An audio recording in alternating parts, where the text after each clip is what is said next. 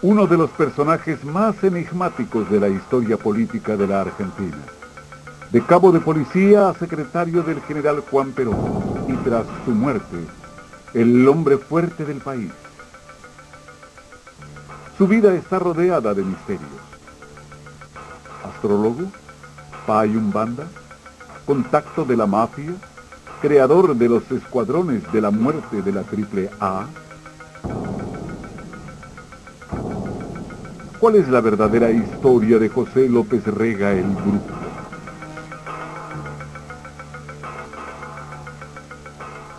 José López Rega fue curiosamente ese mucamo de la pequeña historia, la petite histoire, como dicen los franceses, que entró en la gran historia. Loco, asesino, miserable, y de todas las cosas que fue este tipo, ¿no? Un Rasputín. Él era un hombre espiritualista, yo diría un místico, una buena persona, con un buen sentimiento, pero no político. Era muy peligroso, tenía gran influencia en Perón. Me causó muy buena impresión, correcto, un hombre que conocía sus cosas. Es decir, si no, Perón no lo hubiese tenido con él. 16 años. Uno que conoció a Perón sabía que a veces Perón necesitaba de esa gente, ¿no es cierto? Para hacer cosas que quizá una persona decente o una persona de bien no hacía. Y la gente lo quería mucho. Lo quería mucho porque era un tipo servicial. Un servil, un monstruo.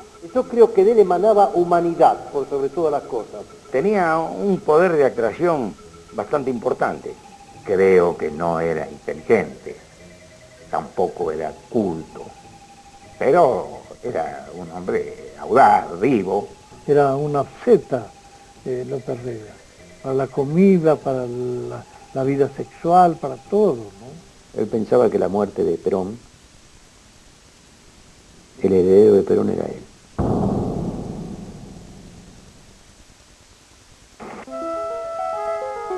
Nació en Buenos Aires un 17 de octubre de 1916. Una fecha predestinada. En otro 17 de octubre, pero de 1945, el general Perón fue encumbrado por el pueblo argentino como su líder. En esta humilde casa del barrio de Villa Urquiza vivió casi 40 años. En esta escuela hizo sus primeras letras. Fue un buen alumno, pero su conducta era regular. Aún no era López Rega. Momentito, José López Rega por parte de la madre, pero López por parte del padre. Nosotros le decíamos comúnmente Lópezito. López Rega, para jugar al fútbol, hablando de fútbol, era un tronco. En su juventud llegó a jugar en la tercera división del club River Plate. Descubrió una temprana vocación por el canto en el club de su barrio, el Tábano. Tábano lindo de su grandeza y su progreso quiere seguir hasta que un día Yo no me acuerdo bien de eso. hasta de engrandecer. Era muy buena persona y tenía linda voz también para cantar lírico. El lugar donde él pisaba cosechaba amistades. Eso lo comprobé yo y lo digo con mis 67 años. Más bien era medio esquivo. No intentaba conversar mucho. Las cosas que él tenía eran reservadas. La vocación de él era el canto. Claro. Cantaba, cantor lírico, pero tenía una voz que dio una letra. Yo lo conocí cuando él tendría más o menos, él tendría 16 años, porque después la hermana, la mamá, vivió con el almacenero de la esquina. Claro. Y después de ahí se hizo de la policía y ya casi ni venía, ni lo veíamos. Después con el tiempo llegó a ser más que Perón, que Vite y que todo. En 1943, José López ingresa a la Policía Federal como agente. Los primeros años patrulló cerca de su casa, pero luego lo trasladaron a la custodia de un sitio clave, la residencia presidencial donde vivían Perón y Evita.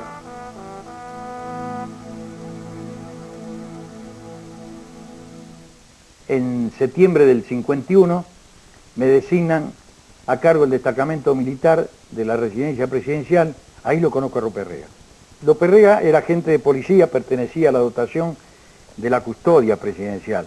El trato con él fue muy distanciado, porque era un hombre medio parco, así, hasta le diría medio antipático, ¿no? De esos que saludan con poca voluntad, ¿vio? Para esa época se había casado con Josefina Maceda y tenía una hija, Norma.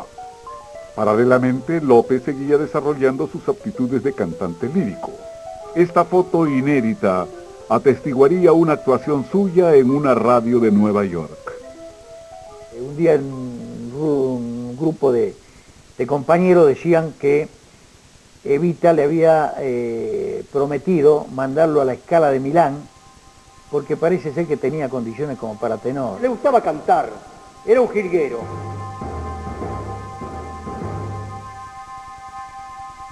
Una única foto muestra a López Rega montado junto al auto que transporta al presidente Perón. Su legajo policial certifica que fue sancionado por ello. Su deseo de acercarse al líder era más fuerte que su disciplina. Poco después volvió a ser castigado por leer libros esotéricos en la guardia y enviado a la custodia de un juzgado.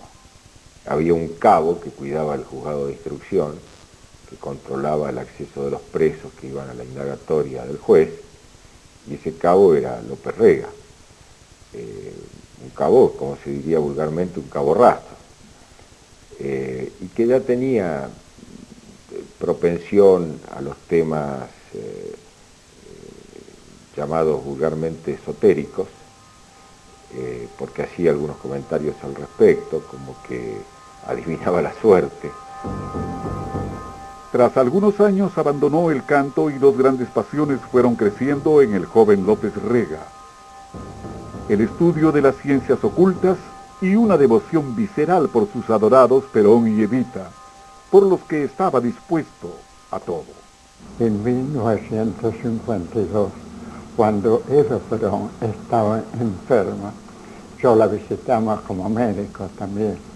Después de verla, yo descendí y en un rellano de la escalera encontré un hombre sentado de civil y custodio, evidentemente. Se levantó en ese entonces, 1952, me dijo: "Vea, doctor, yo estoy muy afectado por la enfermedad de la señora Eva. Quiero que de mi persona hagan lo que quieran. Le necesita sangre para las transfusiones". Yo le dije, no, ese era López Rega. A mediados de la década del 50, López Rega había tomado las riendas de su destino. ¿Cómo influyó en sus planes la caída de Perón y su posterior exilio? ¿Cómo se inició López Rega en el culto afro-brasileño Umbanda? ¿Lo usó para influir sobre Isabel, la tercera mujer de Perón, y así acercarse al líder?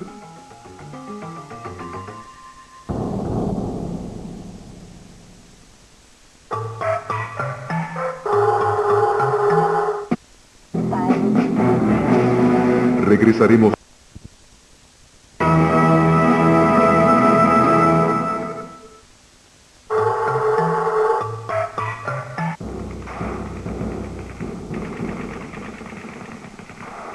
En 1955 un golpe militar derrocó al gobierno del general Perón, que marchó a un largo exilio. Primero por varios países americanos y luego en España.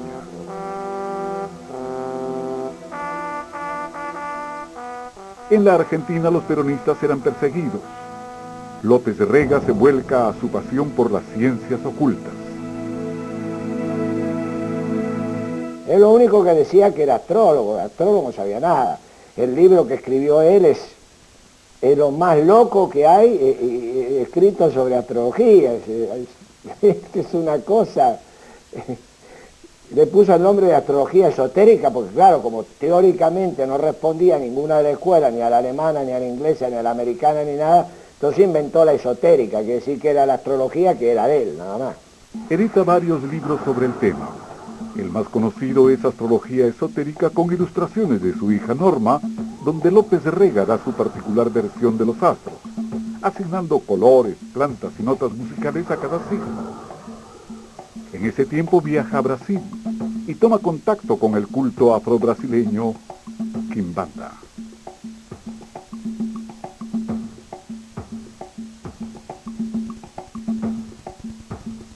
Yo tuve la oportunidad de conocer la Maíz de Santo de Uruguayana, la Maíz Santa, que yo fui hijo de la Maíz Santa 4 años, y por comentarios de la Maíz Santa de Vitoria, nos contó de que nosotros teníamos un hermano, que era López Rega. Ella se sentía muy orgullosa de tenerlo a López Rega como hijo de religión.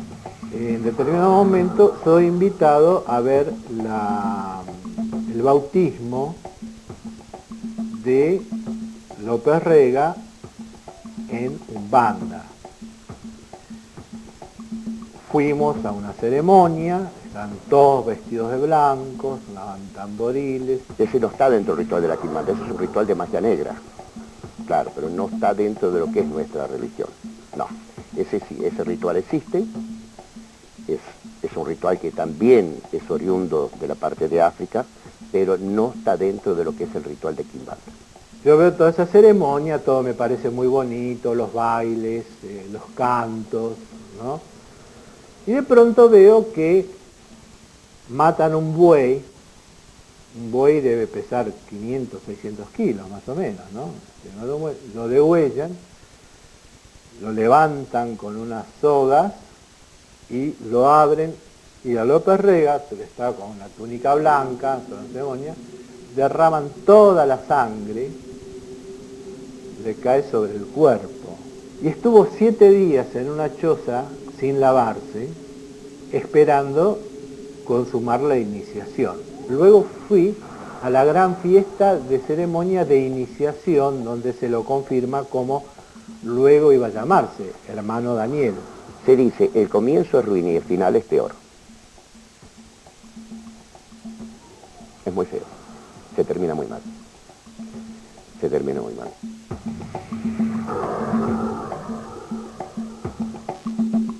Y López Rega sale vestido de negro, con un sombrero gardeliano y una cruz invertida, llevando la cruz en forma invertida, como quien lleva la cruz invertida. Clava la cruz invertida y ahí empiezan las negras a girar, era una cosa impresionante, parecían trompos, y tomaban champán. Yo no voy a decir un descerebrado, pero sí voy a decir una persona que no tiene conciencia de que en este mundo no nos tenemos que tomar la revancha o hacer sacrificio por mano propia de uno. Hay un justiciero y está arriba, es él el único. Antes de esa ceremonia, ya te digo, era un hombre nervioso y ciertamente inseguro. Uno lo podría ver como un pícaro, un pilluelo, ¿no? Un trepador. Después se lo vio como un hombre muy seguro.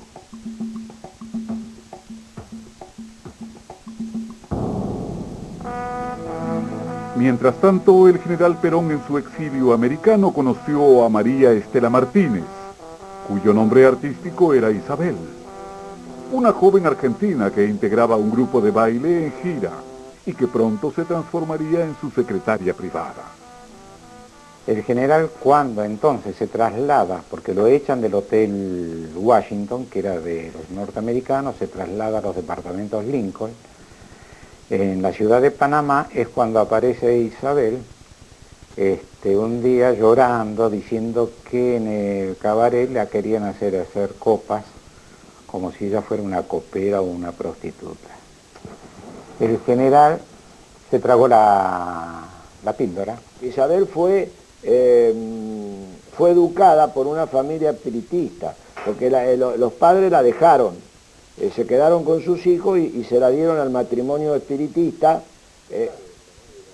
y ella quedó ahí muy resentida. Isabel era una bruja barata, yo me acuerdo que muchas veces nos tiraba yuyos, y a veces la cocinera nos decía, no vayan a comer esto porque no se imaginan, la pobre Olimpia con su tonada gallega decía, lo que ha hecho esta mujer. A Isabel Perón la conocí el día que llegó el general, el 8 de agosto de 1956. Entra a Venezuela como secretaria privada de él. López de Rega, de vuelta en la Argentina, volvió a tomar contacto con el peronismo proscripto a través de una logia secreta, ANAEL, originariamente fundada por Perón en el poder, el entonces presidente brasileño Getúlio Vargas e Ibáñez del Campo, presidente de Chile. 20 años después, con otros protagonistas, la logia volvió a reunirse. Y ANAEL además era una sigla, Asociaciones Nacionales Argentinas, Africanas, Americanas, Asiáticas, en liberación. El proceso de liberación se lo planeaba de la siguiente forma, relacionaba a una L inclinada, que trazando una línea de Lima, Buenos Aires, San Pablo, formaban los tres cimientos de una nueva civilización. ¿Por qué Lima? Por el socialismo incaico. ¿Por qué Buenos Aires? Por la vibración justicialista. ¿Y por qué San Pablo? Por el cristianismo revolucionario de Jesús. En 1962, López de Rega renunció a la policía y se asoció con los dueños de una imprenta. En una oportunidad, cae por mi oficina, un muy amigo mío, Juan Carlos Galardi, donde me dice, che, ¿cómo andan las cosas? Y digo, mira, estamos un poco parados porque tengo esto así y no lo podemos editar. Había sido una orden del general. Y me dice, mira, yo tengo un amigo que tiene una imprenta. Me dice, mira, quiere hablar un señor López Rega, dice, con vos. Bueno, muy bien. Desen pasar unas oficinas al interior, lo conocí, lo vi, una persona muy extravertida, hablaba siempre él, y que él estaba consustanciado con ese trabajo, porque él había elaborado un trabajo similar, y que él estaba en eso, y que, bueno, bárbaro, basta que me lo haga, a mí que me importa todo lo que pueda él decir. Pero era toda gente seria, académica, jueces, abogados, era toda gente muy importante. No era una chirinada eso. Lo que pasa es que no dura nada eso, porque este atorrante, cuando llega allá, hace la suya, y corta todos los lazos y qué sé yo, y quedó ahí. Este señor vio que ese podía ser un peldaño para llegar a Perón, y lo utilizó muy bien. Lo utilizó muy bien, tal es así, que él trepó, y nosotros quedamos todos desplazados. Él vio el trampolín que fue ANAEL, y se apoderó de ellos. Perón se había mudado a Madrid y a la sazón había convertido a Isabel en su tercera mujer. Desde el exilio, el general volvía a mover los hilos de la política argentina. Con disputas internas en el peronismo y ante su propia proscripción, Perón decide mover la dama. Envía a Isabel a la Argentina. En un agitado viaje lleno de intrigas internas, la señora de Perón y su comitiva salen de gira política. Perón había destinado un hombre de su confianza para su custodia. Ella no quería que fuera yo. Ella quería tener un servil al lado de ella, un instrumento de ella. Conmigo no lo iba a conseguir. Entonces llego al hotel, y Isabelita le digo, ve, acabo de hablar con el diputado Huerta y me dijo que, sí, López sabe lo que pasa, que el general quiere que la gente vaya cambiando. Le digo, ve, me llama la atención. Le digo, si el general me designó a mí para que yo la acompañara, me llama la atención que usted ahora, ¿no es cierto? No, pero váyase tranquilo, López, vaya a descansar, porque yo cuando llego a Buenos Aires lo voy a llamar porque ya usted lo necesito. Porque usted es uno de los pilares de la vuelta de Perón y que se yo, plan, me empaquetó bien empaquetada. Bueno. Esa era la oportunidad que López de Rega estaba esperando. Con el aval de ANAEL y su dominio de lo esotérico, tema que apasionaba a Isabel, el hermano Daniel se las ingenió para ser presentado a la señora de Perón. Se lo presentan a Isabel para que fuera custodio de ella, lo cual es demasiado sugestivo. Isabel lo conoce acá cuando estaba en la calle Rodríguez Peña, que lo ponen de custodio. Quien lo conocía era Alberto, también que lo apoya de cierta manera. Se lo llevan porque podía llevar arma, entonces ella quería tener la custodia, va a Mendoza y cuando regresa para España se lo lleva a López. Nosotros ignorábamos de que estaba ese cabito por ahí, qué sé yo. La señora después pedía que se le pusiera un secretario para poder manejarse acá en el ámbito nacional. Y se iba a designar a un suboficial mayor, Rafael Munarriz, y la señora no quiso. Pidió que fuera Daniel su secretario. Nosotros nos miramos porque no sabemos quién era Daniel, lo conocíamos por José López Rega. Y bueno, dijo, no, soy yo. Bueno, y a partir de ahí quedó él de secretario de la señora. Y después hicieron la dupla. ¿Qué compromiso tenían entre ellos? No sé. No era un problema amoroso para nada, ¿me entiendes? Era un problema de influencia, una influencia nefasta sobre una mujer débil y este señor sin escrúpulos de ninguna naturaleza. La convencía fácilmente de los beneficios que él traía con sus poderes mágicos. López tocaba el cielo con las manos. Se iba como custodio y secretario de Isabel a Madrid. Estaría al lado del general Perón, aquello por lo que había luchado desde su origen. López Rega llegó a un lugar que no creo que pudieron haber llegado mucha gente, de acuerdo a lo que era él, a dónde ha llegado. Yo considero, y no por hablar de política, que uno de los mejores estadistas del mundo, como Perón, para tener un tipo al lado, alguna virtud grande debe tener un individuo, porque Perón pienso que pudo haber hecho muchas cosas bien o mal, pero de tonto no tenía nada. Digamos así entre paréntesis que abandonó la familia para seguir a un líder. Y eso no lo hace cualquiera. López resignó su propia personalidad y su existencia, su vida, en función de estar permanentemente con Perón, porque estaba a las 24 horas del día. Aquí vale decir que no era un guardaespaldas ni un guardián, era prácticamente un incubo, ¿no? Los poderes mágicos era llevarlo a Perón al poder y llevarla a ella al poder, que en cierta forma se cumplió, ¿me entiendes? Nefastamente, pero se cumplió. ¿Cómo se ganará López Rega la confianza del viejo general? ¿Cómo pasará de sirviente a secretario privado? ¿Qué injerencia tendrá en el regreso triunfal de Perón a la Argentina? Sale el automóvil. Muy lentamente va saliendo el automóvil que conduce al general Perón, a José López Rega y a su señora esposa. Adiós, mi general. Adiós, López Rega. Saluda al general, saluda a su señora esposa.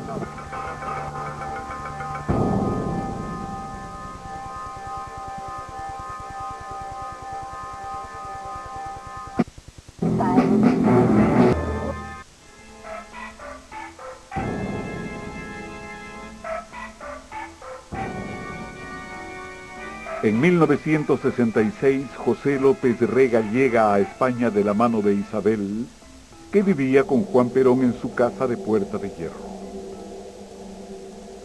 Lo conocí en el 66, llegó a Madrid acompañando a Isabel, lo llevó Isabel como secretario. Era un desconocido, era un sirviente, era el sirviente de Isabel. Y a la vez servía cosas a Perón. Perón no quería que viviera en su casa. Isabel insistió permanentemente en que viviera en la casa con ellos y Perón no quiso, hasta que al final lo doblegaron y él se fue a vivir a la casa de Puerta de Hierro. Él le alcanzaba los medicamentos. guardaba con exactitud los horarios de la ingestión de medicinas. Tenía el ascendiente de el que conoce aspectos íntimos en la vida de alguien, ¿no? Evidentemente, Perón era un tipo, a veces lo trataba mal, Perón, pero cuando él lograba fastidiarlo en mucho. Sí, no, sí, era como un enfermero. Perón también a veces tenía problemas urinarios. Seguramente tenía algún pañal. Equivale a decir que eso exige una intimidad muy particular. Un hombre con esas características termina ganándose, aunque sea el afecto. López Rega se hizo imprescindible para la delicada salud de Perón. Más tarde elaboraría una extraña teoría al respecto. Que los efectos negativos que le llegaban al general Perón, él abría los brazos, entonces los absorbía él y lo salvaba al general. Y eso no lo dicen ni los macumbistas de Uganda, semejante golazo.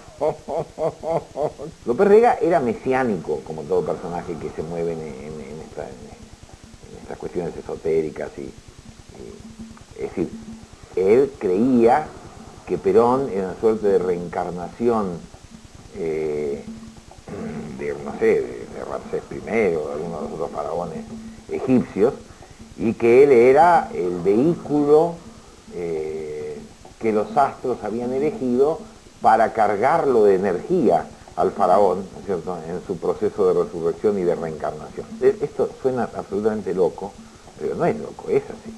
Él tenía una gran influencia sobre Isabel, gran influencia, y lógicamente Perón no quería discusiones, no quería líos en su casa, y lo dejó hacer.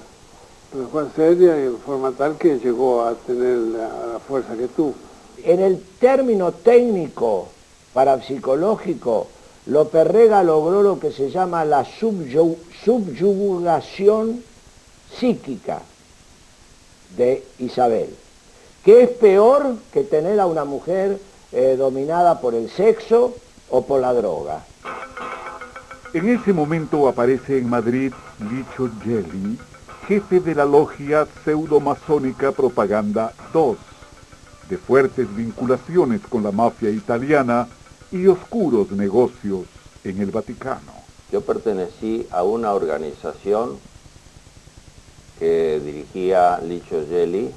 Licho era un tipo que entraba al Buckingham Palace, entraba al Quai d'Orsay, al Palacio del Elíseo, entraba a la Casa Blanca, entraba, se veía con el primer ministro italiano y con el presidente, como por su casa. Y con Gelli sobre todo tenía relación Perón. Gelli había sido muy solícito con Perón desde Italia. Sobre todo en el último año que Perón estuvo en Madrid, y Gelli fue muy solícito, le acercó a mucha gente. López Rega ofició como delegado de Perón en las negociaciones con Gelli. Más adelante utilizaría esa relación para su provecho. Y López llega a un acuerdo a espaldas de Perón. Esto es fundamental, porque lo que quería López Rega que Perón volviese al gobierno, y fue capaz de prometer cualquier cosa. Y Gelli quería el manejo del comercio exterior argentino. Dinero, lo que buscaba era dinero.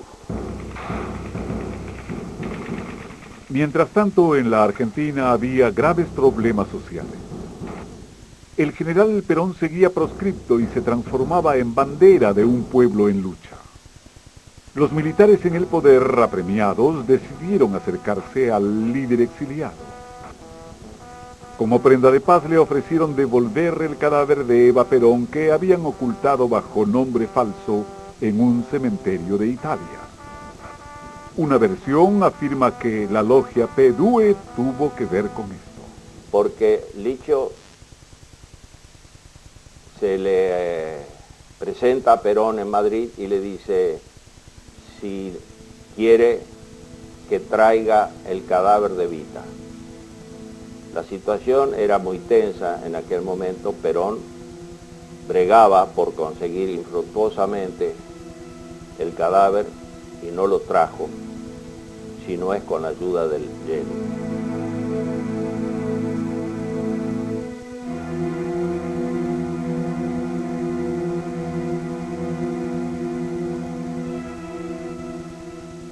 Con el cadáver de su adorada Evita en la casa, los delirios místicos de López Rega llegaron al límite y arrastró a la espiritista Isabel en su locura.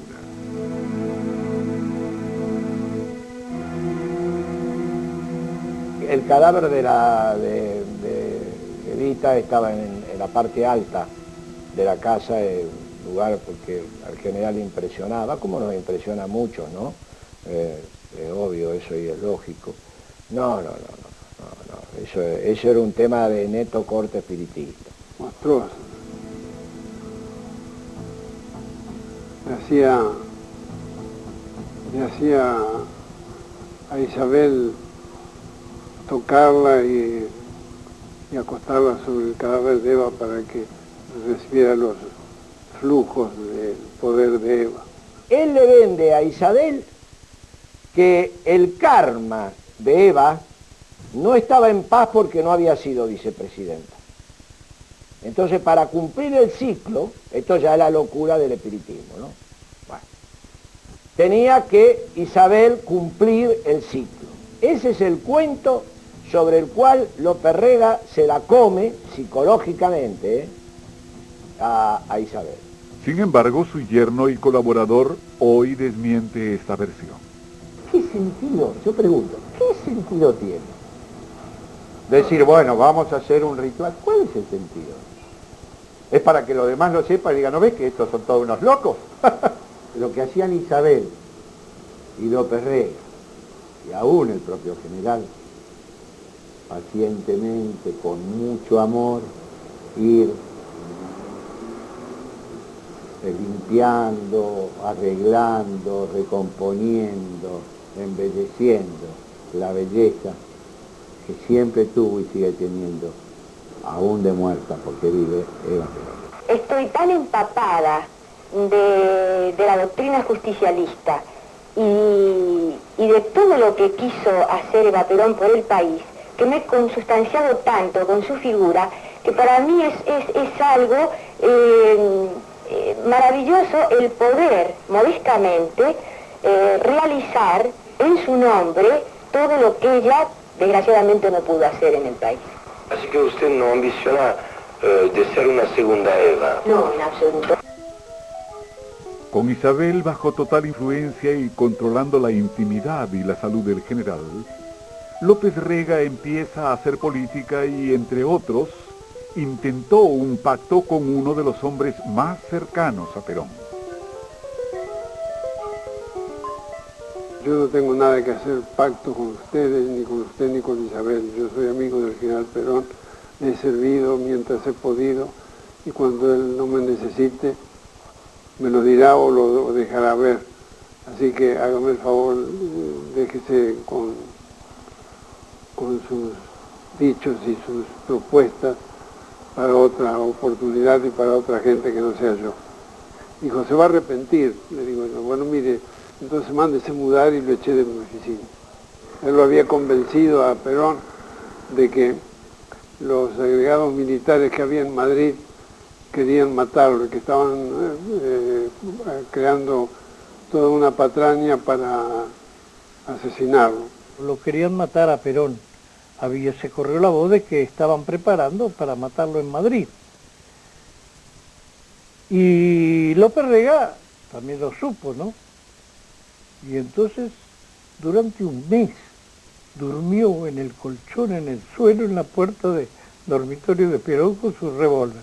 Hubo un incidente, Isabel, y me increpó, estaba hablando yo solo con el general, como siempre lo hacía, y me increpó de que yo iba a ser el responsable de la muerte del general en manos de estos dos militares que estaban ahí. Y dije yo, mire Isabel, le digo, no diga tonterías, le digo, el general se ve con el coronel porque tiene interés él en hablar con él. Pero no se preocupe, le digo, yo no vendré más a su casa. Y así se solucionan los problemas. En general, le digo, cuando usted me necesite sabe dónde estoy.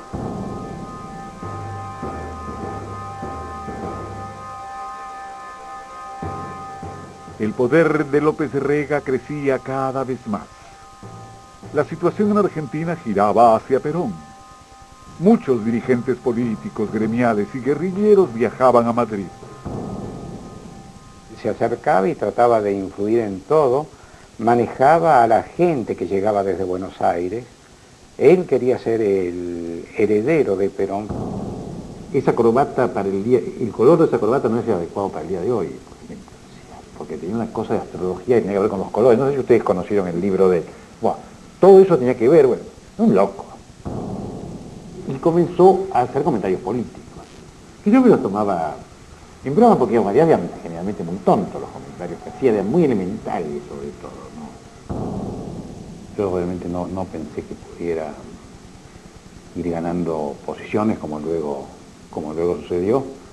Me parecía una gente muy elemental, un cabo de la policía. Fuimos conversando y él nos relata entre varias otras cosas. Dice, bueno, ¿ustedes saben la anécdota del guitarrista malo de Gardel? No. Pero Gardel tenía dos guitarristas, dice, uno bueno y otro malo. Cuando fue el viaje a la gira por Colombia, se llevó al guitarrista bueno, dejó al otro en Argentina para reducir los costos del viaje. Y bueno, en Medellín murió el guitarrista bueno de Gardel y quedó el guitarrista malo de Gardel. ¿Qué pasó con el guitarrista malo de Gardel? Y después se ganó la vida en Argentina haciendo de eso, de guitarrista de Gardel, dice.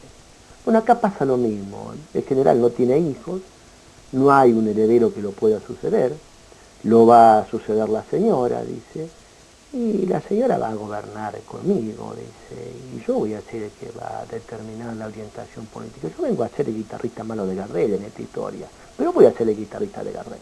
Por eso él se presentaba como secretario privado, ¿no? La palabra secretario tiene esa etimología, secreto, digamos. Manejaba aspectos del lado oscuro, del lado de sombras de Perón. En la Argentina la presión popular puso en retirada a los militares que decidieron llamar a elecciones. Levantaron la proscripción y Perón ahora podía volver a su país después de 18 años de exilio.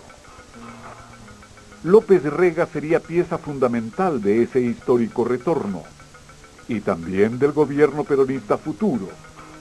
Su gran momento estaba llegando.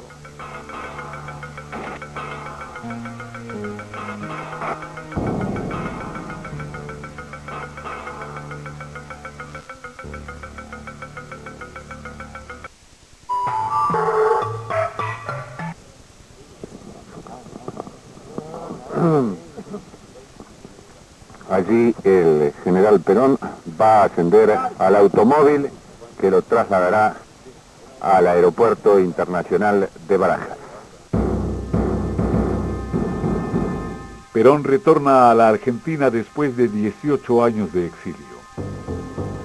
En el vuelo charter en el que volvió, estaban representados todos los sectores del peronismo que pronto se enfrentarían por la hegemonía del movimiento.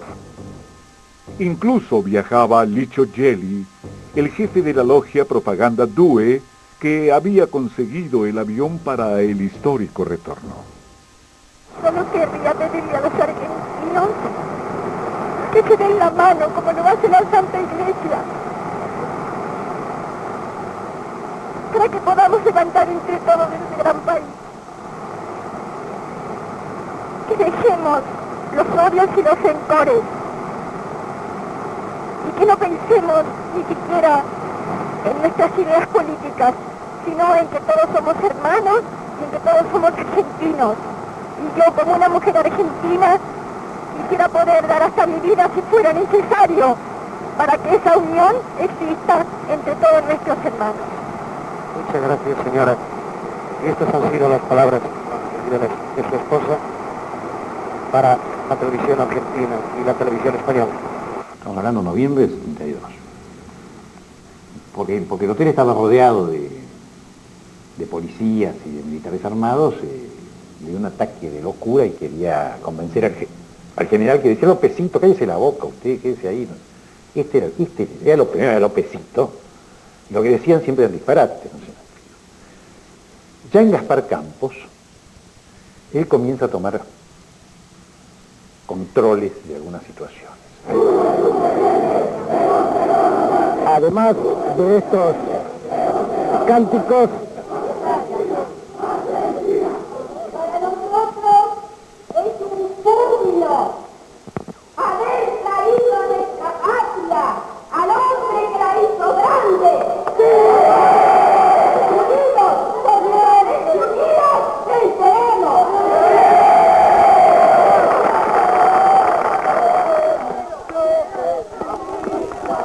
El pueblo peronista estaba feliz. Día y noche velaba en la puerta de la casa donde paraba el general Perón, Isabel y López Rega.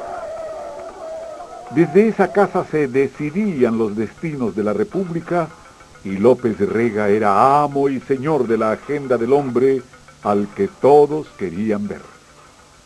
Era además el hombre que manejaba el picaporte de un estadista importante, quiero decir, y además ya en franca decadencia física.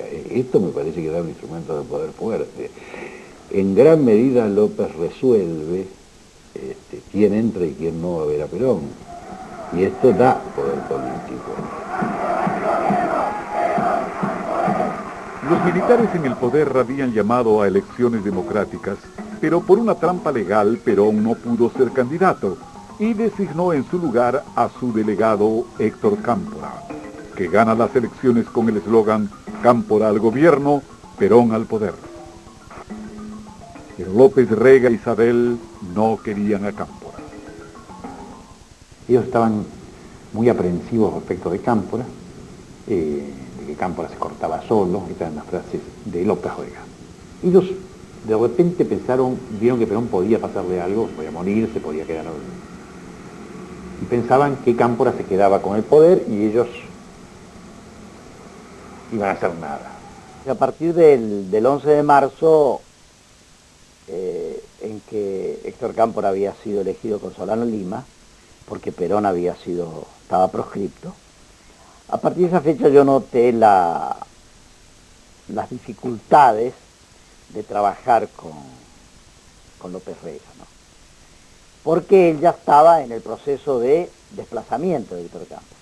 Sin embargo, a la hora de designar ministros, Perón reserva un lugar de privilegio para López Rega. El Ministerio de Bienestar Social, que en el primer peronismo ocupara la abanderada de los humildes, Eva Perón.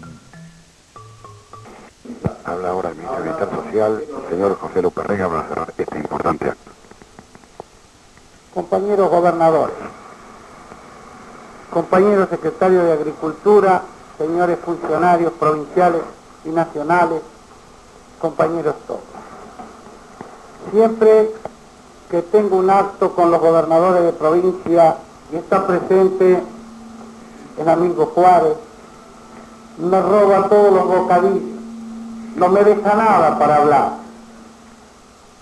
El momento duro es cuando Cámpora nos cuenta que Perón le ha dicho que López va a ser ministro de Bienestar Social.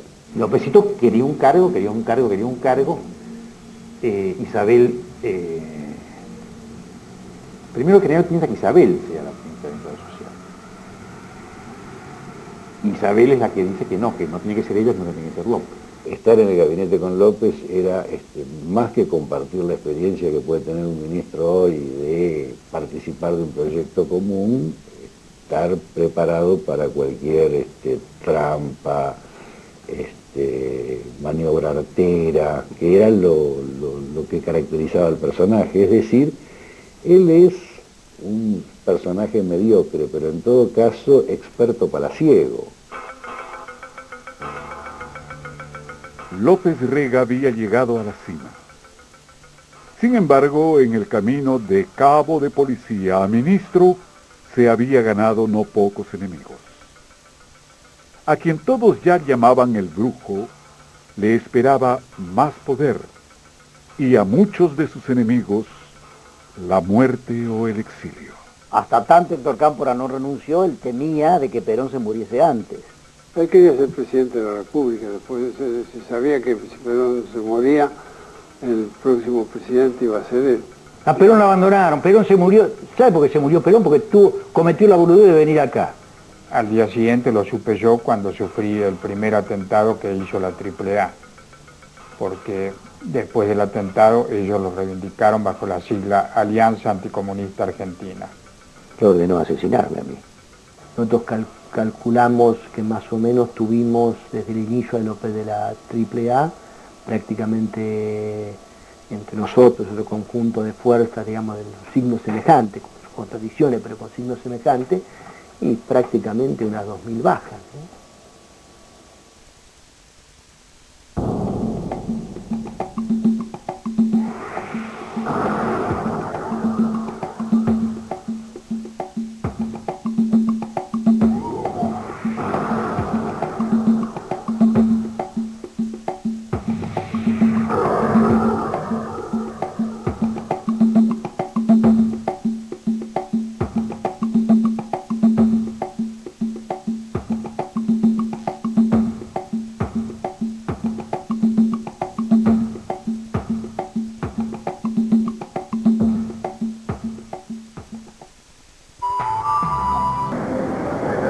Ezeiza adelantó la renuncia del presidente Cámpora.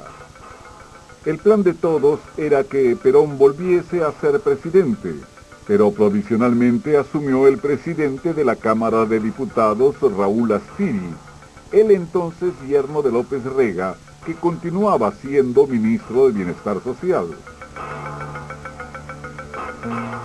La noche previa a la renuncia de Cámpora, cuando Cámpora nos informa de que va a renunciar, lo que le decimos a Cámpora, porque dice que está acorralado, que está cascoteado, la palabra que usa fue muy cascoteado, lo que le planteamos es que hay alternativas, y que la alternativa es meterlo preso a López Rega. Cuando algún sector dirigencial de Montoneros lo cuestiona a López, luego de una manifestación va a verlo al general Perón, ese nivel dirigencial de Montoneros lo va a ver al general Perón, y entonces le dice: general, queremos un interlocutor válido para poder hablar y desarrollar todas nuestras inquietudes de la juventud que nosotros representamos. Dice: bueno, me parece muy bien, el locutor válido es el compañero López Rega. No actuó la justicia, las cosas siguieron y terminó siendo López Rega el alma mater del poder que se fue constituyendo, ¿no?, al lado de Perón. Poco después fueron convocadas nuevas elecciones. Perón era el candidato seguro y ganador, pero debido a su precaria salud, el puesto de vicepresidente era vital. La designación finalmente recayó sobre Isabel Perón. Muchos sostienen que a instancias de López Rega.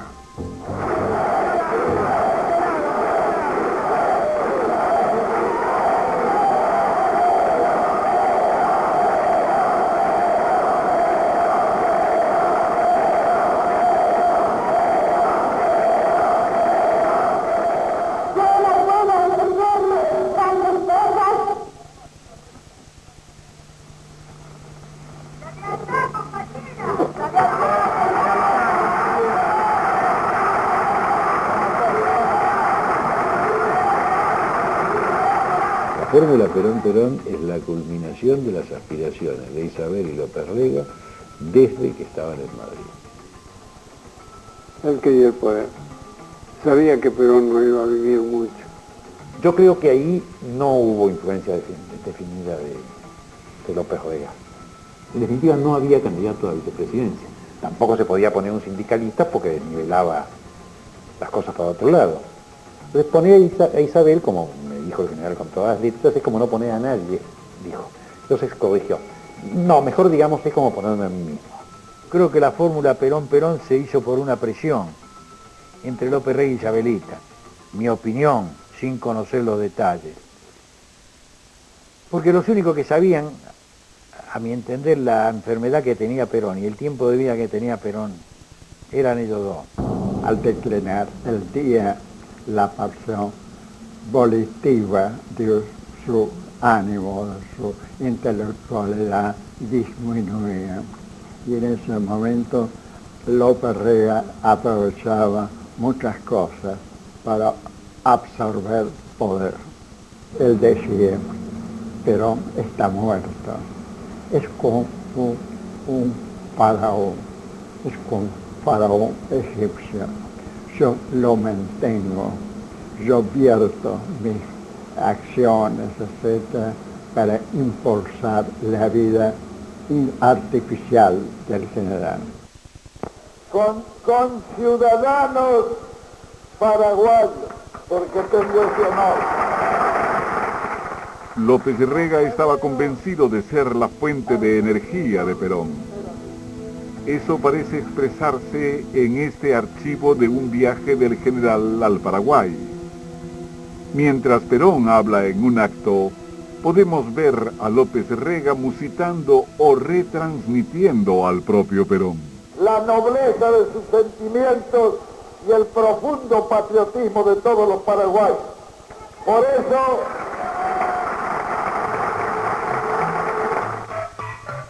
a fines de 1973, la fórmula Perón-Perón fue elegida por amplia mayoría y el anciano general fue presidente de la República Argentina por tercera vez. Poco después aparecería la Triple A, Alianza Anticomunista Argentina, un grupo clandestino que primero repartió amenazas, luego bombas y después muerte.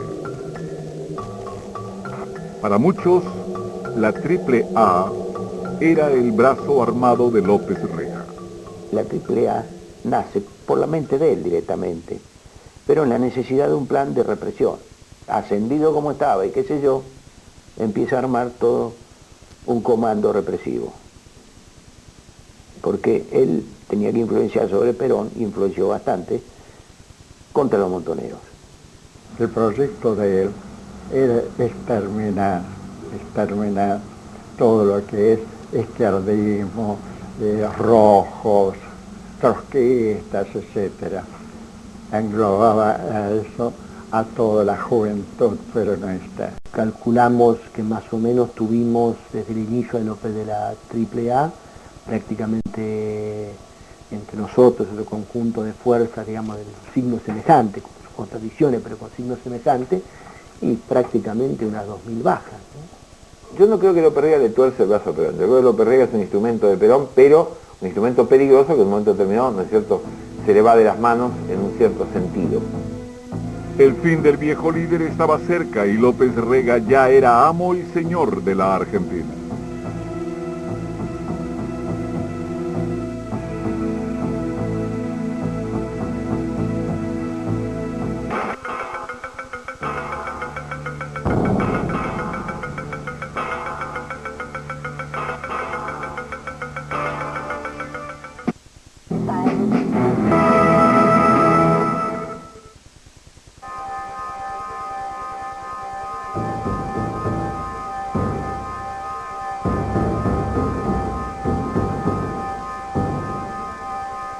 Yo recibí un sobre, acababa de llegar de mi provincia, del Chubut, tenía una oficina acá en el centro de Buenos Aires, en los barrios de Tribunales, y recibí un sobre, lo abrí y adentro del sobre estaba en letras grandes AAA.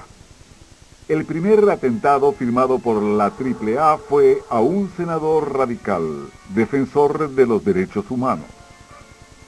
Fue una bomba que se colocó en mi automóvil, que era un Renault 6, un coche chiquito. Puse el coche en marcha y explotó la bomba.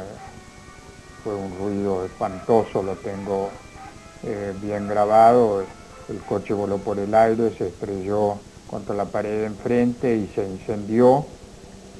Y yo alcancé a salir del auto, dar unos cuantos pasos y después caí ya desvanecido porque bueno, me había afectado mis dos piernas, fundamentalmente los pies. Después del atentado ellos lo reivindicaron bajo la sigla Alianza Anticomunista Argentina. Muchos ya intuían que detrás de la naciente AAA estaba el señor ministro. ¿Cuál era la pertenencia de la AAA? ¿Dónde se anidaba la AAA? Y que estaba ligado a López Rega, no hay ninguna duda. Ese escuadrón de la muerte, como ocurría en Brasil, simultáneamente, que duró tantos años, como en Uruguay, como en Chile, como en El Salvador, Guatemala, Paraguay, Colombia, Bolivia, etcétera, etcétera, etcétera, demuestran que es toda una acción coordinada. Ahora se habla del operativo Cóndor, es una acción que obviamente, como ustedes podrán comprender, la naturaleza y las características de López Rega lo inhabilitan total y absolutamente para estar en la conducción, aunque sea segmentaria, de todo este aparato. López Rega llevaba además una intensa actividad al frente del ministerio y seguía cultivando sus contactos internacionales. En el verano de 1974 viajó en visita oficial a Libia, donde firmó acuerdos más que beneficiosos para el líder libio Anwar el-Gaddafi. En esos acuerdos tuvo participación un viejo conocido de López Rega, Licho Gelli, jefe de la logia Propaganda 2 de estrechos contactos con la mafia y el Vaticano. Él quería jugar su papel de valet parking de las necesidades que tenía Licho Gelli de apoderarse del poder en la Argentina. Y Gelli quería el manejo del comercio exterior argentino. Licho Gelli llegó a ser condecorado por el propio Perón. Él es el que hace que, siendo Perón presidente cuando vuelve, creo que Viñes era el canciller y estaba ya presente, lo hace condecorar al jefe de la mafia italiana, Licho Gelli, con la orden de General San Martín. Aparte de ser condecorado, es nombrado representante de los intereses económicos, con inmunidad diplomática como diplomático. Empieza de esquilino frente a Santa María Mayor, donde está la Embajada Argentina en Roma. La PDUE financió, apoyó, alentó a todos los grupos de la derecha, desde la sombra, desde su poder. Estableció contacto a través de López Rega y Giancarlo Valori, que era un hombre de López Rega, de Gelli, con Giancarlo Valori, estableció relación con Perón en Europa. Para mí, la triple DUE, la PDUE no tiene nada que ver con la AAA. No, la AAA es un invento, al parecer, escúchame bien, porque a mí no me consta, al parecer es un invento de gente extremista, nacionalista, que pudo haber sido López Rega, o pudo no haber sido López Rega para liquidar a gente comunista, supuestamente. Pienso que si todos le hacemos caso a Jesucristo y buscamos vivir así una actitud de servicio, de entrega a los demás, y bueno, el año que viene va a ser un año estupendo para nosotros. Sin embargo, la siguiente muerte atribuida a la AAA fue la de un sacerdote, Carlos Mujica, un cura católico tercermundista que trabajaba en los barrios humildes de Buenos Aires. Tenía amigos en la juventud peronista y había tenido enfrentamientos con López Rega. López Rega era secretario privado de Perón y abrió una interrogante como diciendo que hay una responsabilidad de Perón en el asesinato de Mujica, aunque sea indirecta por permitir a estos señores, porque estos señores estaban en la casa, estaban en Olivos. Digo, en Mirón estaba en Olivos. El asesino de Mujica, el que le dispara personalmente con la ametralladora, el hombre de la barba, que después va a España, ¿no es cierto? Y es jefe de la custodia del político Fraga Iribarne, en el Partido Popular de España. El tipo, el asesino de Carlos Mujica estaba en Olivos. Hay hechos que firmó la AAA, otros que la AAA hizo y no firmó, y otros hechos de grupos represivos, ilegales, ligados al Estado, directamente a la estructura política del Estado, a la estructura policial y a la estructura militar, que fueron independientes de lo que en sí era el comando llamado AAA y que también se les atribuyó. La relación era absolutamente orgánica, como se ve. Y quien decide el nombramiento de Villar es Perón, sobre la base del Consejo López Rega. O sea, López Rega le dice, jefe de la Policía Federal, comisario Alberto Villar, subjefe de la Policía Federal, el comisario Margarit. Esto es así, tan orgánico como es. La violencia subía en espiral y el presidente Perón decidió nombrar a Alberto Villar al frente de la policía. Un comisario duro, acusado de violaciones a los derechos humanos y que muchos indicaban como cabeza de la AAA junto a López Rega. ¿Villar? El... Comisario Villar. No. Que él haya mandado liquidar a alguno, bueno, eso sí, pero con la AAA no, la AAA venía de otro lado. El cuerpo de Perón ha sido recuperado para el pueblo por los entereros y juventud peronista. Después, la AAA se atribuiría el asesinato del diputado Rodolfo Ortega Peña, abogado de derechos humanos ligado al peronismo de izquierda. Fue acribillado impunemente a metros del Congreso. Y yo debía encontrarme con él en el Congreso para ir a comer juntos. Y seguramente si los horarios hubieran funcionado, nos hubiesen encontrado bajando del taxi en el que lo mataron a Ortega Peña a las 2, ¿no? Tardé unos 15, 20 minutos en llegar, ya el cuerpo lo habían levantado, lo habían llevado a la comisaría, y en el momento que yo llegué, llegaba también el jefe de policía, Villar, que se abrazaban y se felicitaban y se reían con un grupo de oficiales que había allí festejando el asesinato.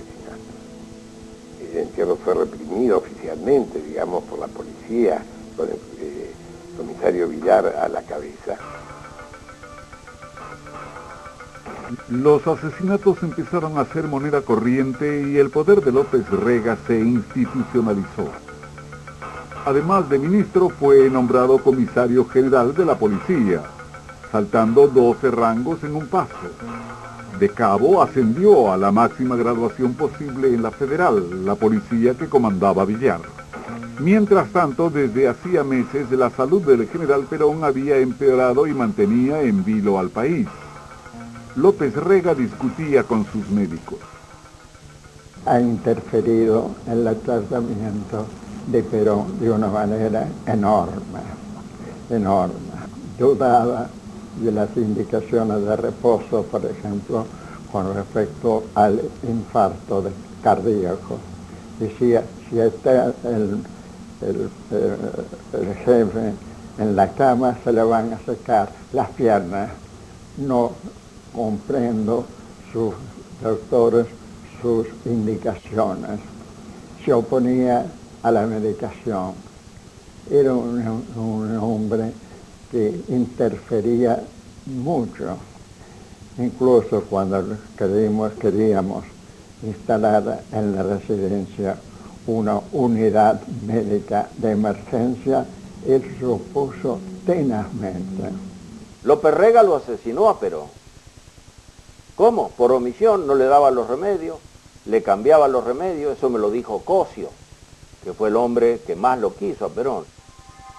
Contra las indicaciones médicas, Perón viajó en visita oficial al Paraguay y allí soportó una lluvia que resintió gravemente su salud. Estábamos en una reunión de gabinete en la residencia de Olivos, en la planta baja. Perón estaba enfermo con un infarto, trastornos cardíacos, hipertensión arterial, etc. el piso de arriba, en el dormitorio, custodiado por una enfermera impresionantemente eficaz y buena, Zulema Díaz. De ese momento yo estaba en la reunión de gabinete y escucho a Zulema: doctor Sellana, sube de inmediato. Subí las escalones, a 2, 3 escalones, y me encontré con Perón agonizando. Me dijo: doctor, esto se acabó, mi pueblo. En ese momento, entre los brazos de Zulema y mío, el general expiró.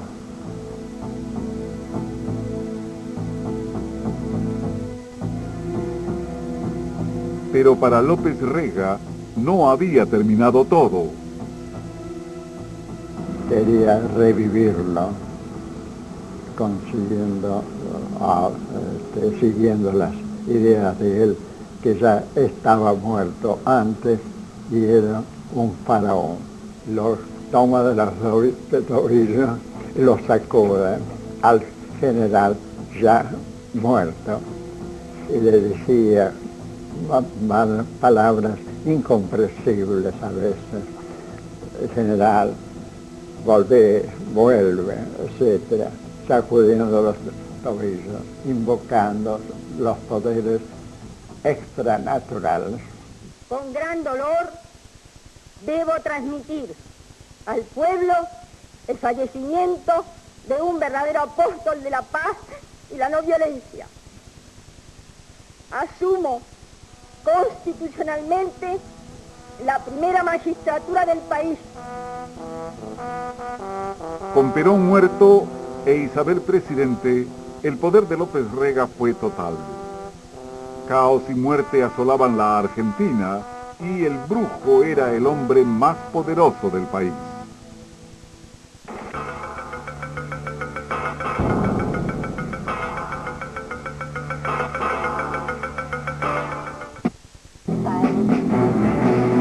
Regresaremos con más.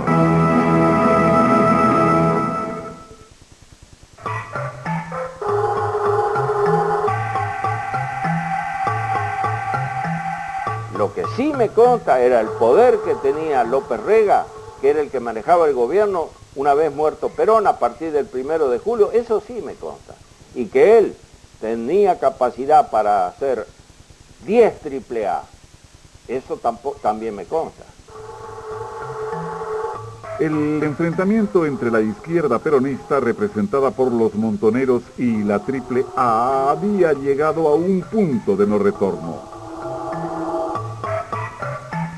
Fue entonces que los montoneros decidieron matar a López Rega.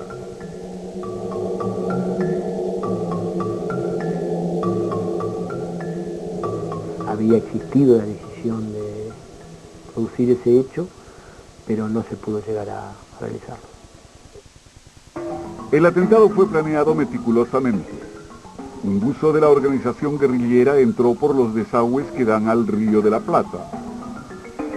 Nadó por las tuberías hasta debajo de la quinta presidencial donde López Rega vivía y colocó una bomba con detonador a distancia bajo la calle lateral. 3 veces lo intentaron, pero siempre el mismo detalle abortó la explosión. Había una decisión tomada en el sentido de que ninguna acción sobre López Rega podía poner en peligro la vida de la presidenta de la Nación. Recibe el almirante Macera las carpetas correspondientes. Del cual quiero aprovechar, agradecer al señor almirante Macera y a toda la fuerza de la Armada Nacional por la estrecha colaboración que tenemos en todos los actos del Ministerio. Cuando en acciones cívico-militares se trata, colaboramos mutuamente. En esos días López Rega estrechó su relación con el almirante Emilio Macera, quien más adelante tomaría una siniestra trascendencia. Toda la simpatía y todo el agradecimiento que tiene el Ministerio de Bienestar Social. La relación que él era comandante en jefe de la Armada Y en el carácter de tal solía asistir a actos oficiales del gobierno y ahí se encontraban con todos, saludar. Macera saludaba tanto a López Rega como a Isabel, como al presidente, como al ministro. No se olviden que ya Emilio Macera estaba, y que tenía en común con López Rega la pertenencia a la PDUE, ¿no?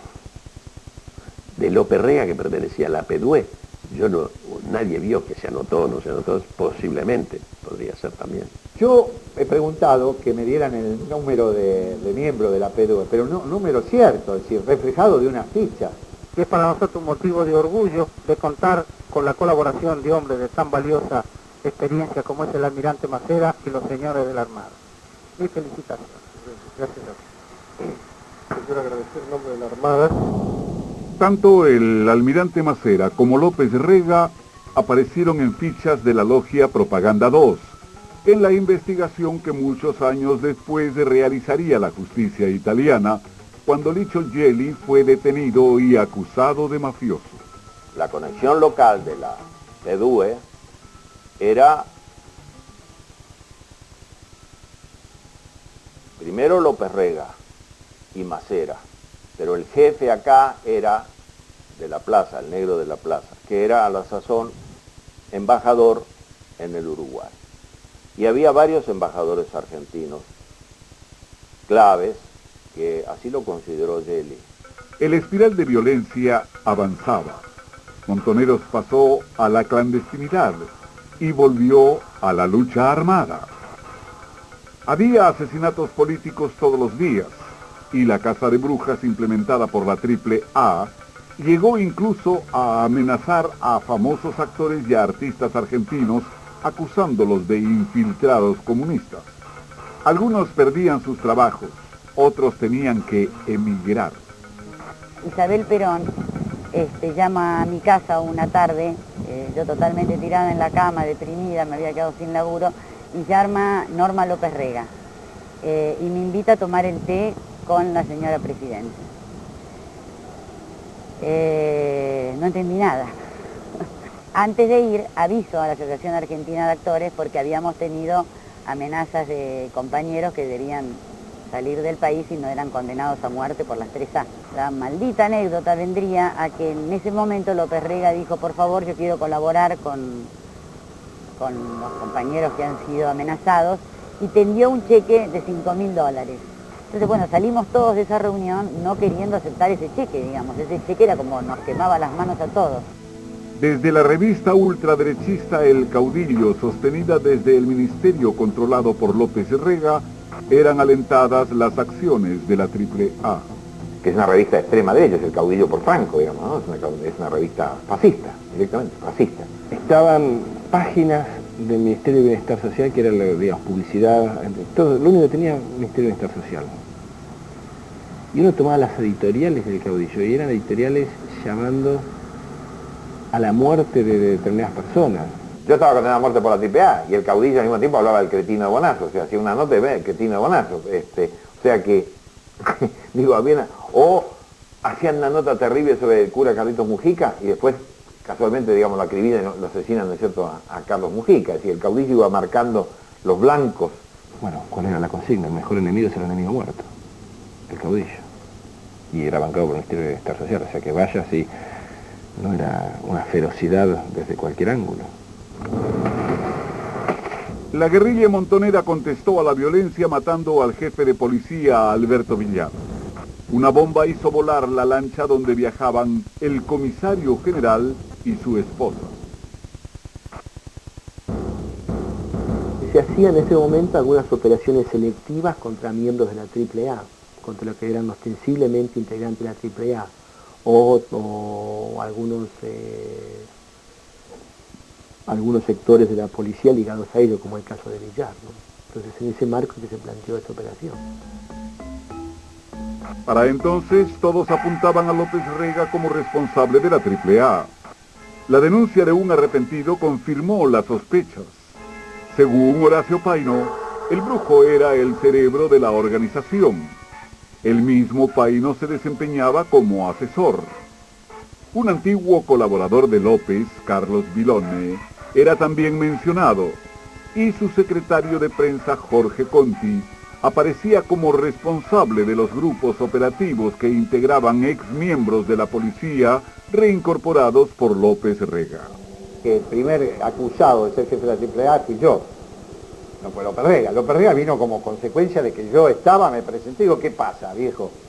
Lo de Paino, que yo creo que en un 90% se ajusta a la verdad de los hechos, que Paino si estaba loco, era un loco pero no mentiroso. A mí no me consta que estuviera loco Paino. El presidente de la Cámara de Diputados era Guillermo López Rega. ¿Qué investigación podía hacer el Partido Justicialista de la Cámara de Diputados? Alberto Rocamora y Juan Carlos Basile trabajaron junto a López Rega. Rocamora tenía a su cargo la policía. En la época mía no fue tanto, ¿eh? Anteriormente sí, lo habían matado a Peña, lo habían matado al general, y bueno, y estábamos buscando y siempre nos encontrábamos con una penumbra ahí, y era difícil entrar, porque donde estaba la 3A no se puede meter uno, ¿me entiende? La policía no puede entrar ahí. Y pocas veces oí hablar de la AAA, estando yo en el gobierno. Yo nunca, ni siquiera sabía de qué se trataba ese asunto, ni me interesó. Claro, sospechaba algunas cosas, pasaban, pero no me metía en esa área. Le digo honestamente, yo no me metía de que ser cosa de ellos. No soy nada de López Reguista, ni soy nada. Yo soy peronista, de Perón yo fui siempre. Él fue el ministro de Bienestar Social y fue el ministro de donde yo pertenecía. Todos querían subir al Arca de Noé, querían salvarse del naufragio. Entonces, todo empieza, sí, ahí está el culpable. El culpable no es nada más ni nada menos que un chivo expiatorio. Es el pato de la vida. Isabel Perón era un títere de López Rega. La situación económica se volvió crítica y el caos era total. López Rega colocó a su amigo Celestino Rodrigo al frente del Ministerio de Economía, un hombre también ligado a las logias masónicas. El plan que Rodrigo implementó fue fuertemente resistido y el pueblo salió a la calle pidiendo la cabeza de López Rega. La gente había ido a la Plaza de Mayo con muñequitos de López Rega colgados, ¿no es cierto?, y pidiendo la expulsión de López Rega. Es tan fuerte el movimiento popular que López Rega se tiene que ir del país, tiene que huir del país, tiene que desaparecer de la escena, al comienzo como supuesto ministro plenipotenciario del gobierno de Isabel, después como simple forajido que huye. La Presidenta le pidió la renuncia, porque la Presidenta era presionada por sectores de las Fuerzas Armadas. Sería conveniente ahora que se fuera López, porque López es una persona que produce resquemores, que es difícil, que es duro. Repudiado por todos, López Rega dejó la Argentina en el avión presidencial. Bajo el brazo llevaba un nombramiento de ministro plenipotenciario expedido por Isabel. Primero recalaría en Madrid, pero luego su pista se perdería por 10 años. Y si no se hubiese quedado acá, lo hubiesen matado.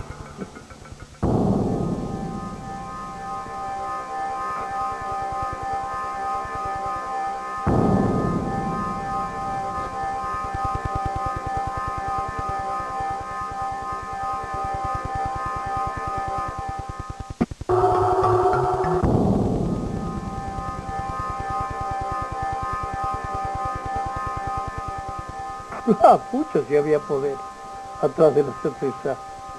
Un gran poder. ¿Y quién puede tener el poder de tirar tiros y hacer todas esas cosas? Creo que él fue un actor importante de la AAA, pero la AAA era una cosa mucho más profunda. Yo creo que López Rega no tenía nada que ver con eso. Estoy convencido que no. Porque cuando se fue López Rega, la 3A actuó más fuerte que antes. Con la huida de López Rega, en la Argentina se creó un vacío de poder que pronto los militares empezaron a ocupar. El terror continuaba.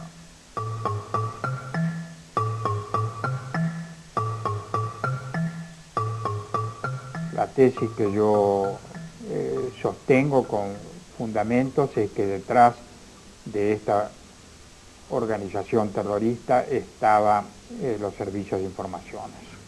Ni convertirlo en un gran ideólogo de todos los males que ocurrieron en Argentina, ni el ejecutor, pero tampoco eximirlo por grotesco, ¿no?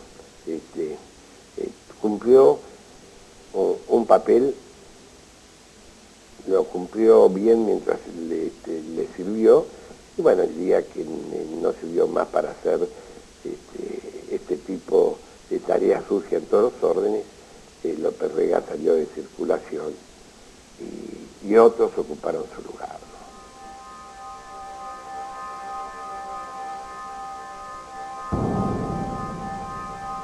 El 24 de marzo de 1976, los militares dieron un golpe de Estado. Encarcelaron a Isabel Perón y a miles de dirigentes políticos y gremiales. El terror, lejos de desaparecer, se acrecentó.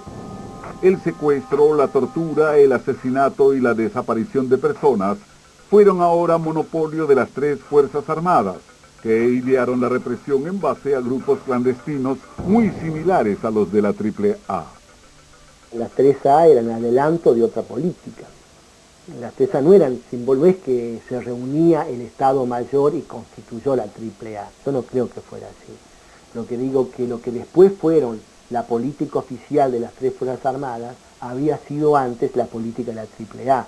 Ellos tenían planes superiores, a ver si no me explico. Entonces, y los planes superiores lo ejercieron, ¿no? Pero ¿quién ejercía el plan superior? El plan superior no lo ejercía López Rega. López Rega era un infeliz. Y casi todos los integrantes de la AAA aparecen como Aníbal Gordon, como Guglielminetti, como otros, aparecen luego integrados en la represión ilegal del ejército, porque nunca estuvo divorciada, nunca estuvo separada. Los tres comandantes que dieron el golpe militar en 1976 habían sido los jefes de las tres Fuerzas Armadas con Isabel Perón: el general Videla, el brigadier Agosti y un viejo conocido de López Rega, el almirante Macera, también integrante de la logia Propaganda 2. La pista de López Rega había desaparecido. Él se mantiene afuera, protegido por las relaciones de ese marco general que podemos decir que es la logia Propaganda 2. Si López Rega hubiera sido un miembro de esta organización tan poderosa, ¿cómo se explica que su hija estuvo presa 3 años y 4 meses por el solo hecho de llevar el apellido del padre? Y López Rega nunca fue ayudado para tener un pasaporte en regla. Así que yo creo que la amistad de López Rega, de Gelli con López Rega, se terminó cuando López Rega deja de tener poder y ya no le interesa a Gelli. Y a Gelli le interesa ahora Macera, que sí es el jefe de la Armada y que está en la logia. Los militares, que sí estaban muy vinculados a la PDUE, Macera, Viola, Videla, Betty, es decir, por solo mencionar algunos, eran los que tenían de rehén a la hija de López Rega. El almirante Macera comandó el campo de concentración más grande de la Argentina, la Escuela de Mecánica de la Armada, donde se calcula desaparecieron 4.000 personas. Sin embargo, ni Macera ni ninguna de las otras fuerzas encontraron al brujo en sus casi 10 años de exilio secreto. ¿Dónde estaba López Rega? ¿Quién lo ayudaba? López estuvo en varios países, estuvo en Estados Unidos, estuvo en Inglaterra, estuvo en Israel, estuvo en Francia, estuvo en España. Yo conversé 4 veces con Licio Gelli. Él creía que yo era de la CIA. Esta es la realidad. Hasta que en la 4ª vez ya me había confesado dónde estaba López Rega, ¿no? primero me dijo que estaba en los Alpes suizos, en un monasterio, en la cual se podía llegar por avión y no se podía aterrizar si no había el visto bueno del monasterio. López se va en primer lugar a Suiza porque en Suiza no existía la extradición, primero por razones políticas. Entonces él se radica allí porque allí había una cuenta bancaria que había abierto don José Bergelbas a pedido del propio general Perón. En ese pedido, en ese ruego, estaba que la cuenta se abriera a nombre de María Estela Martínez Cartas de Perón y de José López Rega, por pedido del propio Perón. López Rega tenía pedido de captura internacional, pero ni los servicios secretos de los militares argentinos ni los extranjeros lograban dar con él. Sin embargo, en 1979, el entonces presidente de los Estados Unidos, Jimmy Carter, le envió una carta de cortesía a López Rega. Hay quienes afirman que López Rega era agente de la CIA. López Rega no actuaba solo, no actuaba por voluntad propia, no era el genio del mal en el cual se corporizaban todos los errores y horrores de aquellos años. Yo creo que López Rega representaba otra cosa. López Rega representaba la política de los intereses extranjeros, concretamente de Estados Unidos. No parece tener mucha lógica que fuera un agente de la CIA. Porque si era un agente de la CIA, ¿qué es lo que hacía en esa materia? ¿Qué información especial daba? No le veo el interés a la CIA de tener un agente de esta característica. En ese tiempo, López Rega viajó varias veces a Estados Unidos. Para entonces, Jorge Conti, su ex colaborador, se casó con la hija de López Rega, Norma, que había enviudado y obtenido la libertad. Venía a Key Biscayne a visitar a sus nietos, que le traía la hija con su marido Conti. Sí, lo vio solamente en el año 81.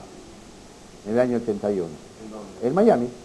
De manera que él entraba a Estados Unidos y lo hacía a través de el Caimán o de Bahamas, que es la forma que mucha gente usa para entrar clandestinamente, y lo hacía con un pasaporte a nombre de Cisneros, que era el padre de la mujer compañera de él.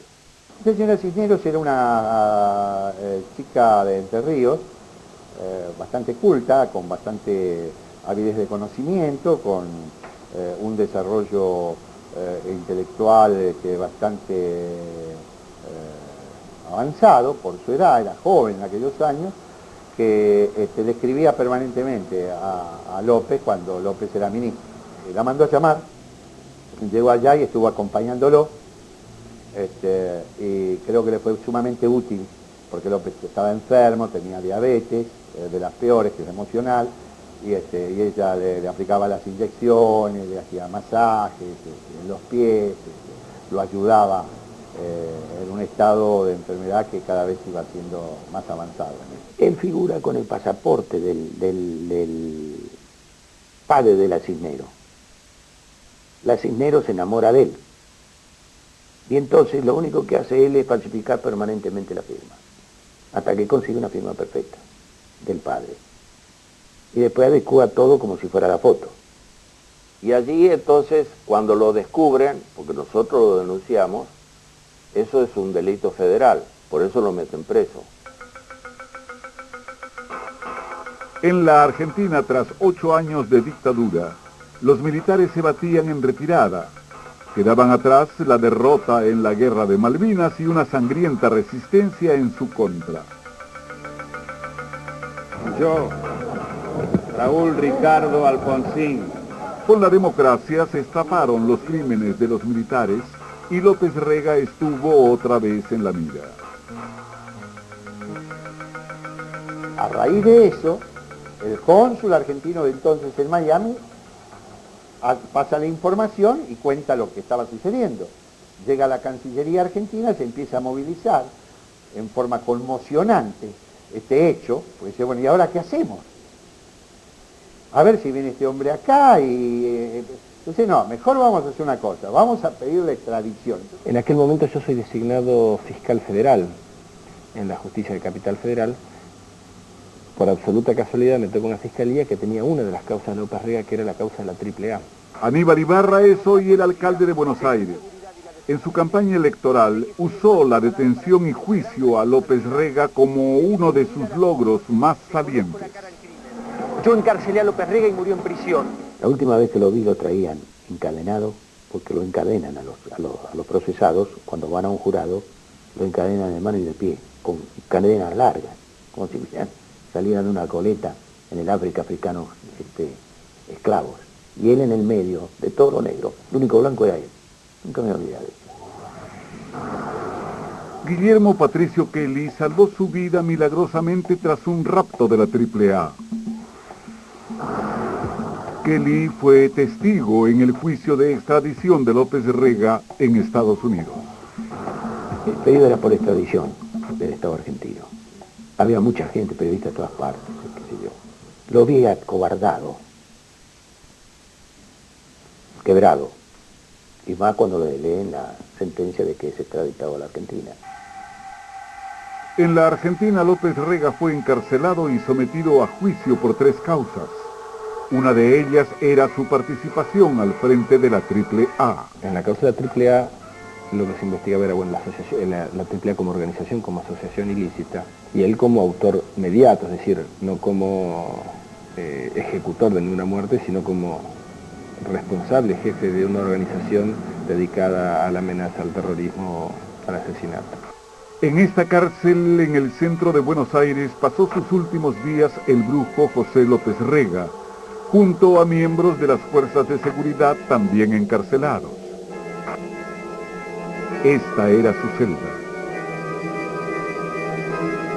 Y hablé en ese momento con López Rega, estaba mal, y ahí ya él tenía diabetes, tenía un proceso de deterioro físico y psíquico. Y realmente me sorprendió, no recuerdo exactamente, pero pude haber estado hablando 1 o 2 horas con él. Y costaba que articulara en forma coherente un párrafo, es decir, desvariaba, le costaba hilvanar las oraciones y podía hablar de que cuando iba al colegio secundario pintaba como que hacía chistes y saltaba la política y estaba, me acuerdo, acostado, como si fuera una especie de camilla o cama, sin ser una cama, con una camiseta blanca. José López Rega murió el 9 de junio de 1989, encarcelado y sin condena. Murió sin condena judicial, por lo tanto murió inocente. No me cabe la menor duda que si no se hubiese muerto, necesariamente debía haber sido condenado, a pesar de lo difícil que es en este país llegar a condenar a alguien por crímenes de este tipo, ¿no? Murió en la cárcel y jamás lo habían condenado a nada. En términos jurídicos murió inocente, porque la persona se presume inocente hasta tanto no haya un juez que diga lo contrario, y murió antes de que un juez dijera eso. Al entierro del otrora hombre fuerte de la Argentina fueron apenas un puñado de familiares y allegados. ¿Por qué fui? Vea, una cosa más cristiana que política. Lo que me llamó la atención que un montón de personajes que estaban pegados a él, le sacaron ventajas y todo, ninguno estaba. ¿Cómo quién?